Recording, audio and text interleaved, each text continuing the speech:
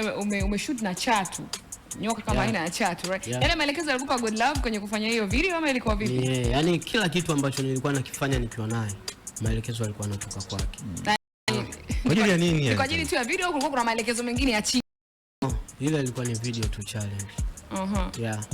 Na wewe binafsi uko unaogopa maybe kumbeba ile chat kwenye ile video? Naogopa, yani mpaka sasa hivi naogopa. Yani kuna muda anaweza kuwa amekaa visehemu vya kula tunavyokula. Yeah. Kati tulikuwa tuko na mwanangu hapo Brown. Tumeenda kula, alitokea paka chini, nilishtuka sana. Yani bado ile iko. Yule nyoka ni mkubwa sana. Sasa unawezaje siku ile? Unawezaje siku ile kama leo maelekezo ya mkubwa? Yani hivyo tu. Au ndo kujaribu kwamba ulitumia vitu kidogo ili fulani. Na yule nyoka yeye ndo anamfuga au anakodiwa tu? Hapana, yule nyoka sidhani kama ni wa kwake.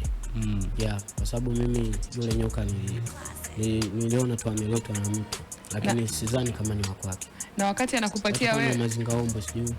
Okay. Yeah. So wakati anakupatia uliona ni part ya creativity, hamna kitu kilitrigger kwenye kichwa chako kwamba pengine sio nyoka tu, kuna mengine chini? Hamna. Kwa sababu mimi hivyo vitu mimi unajua nimetoka Sumbawanga.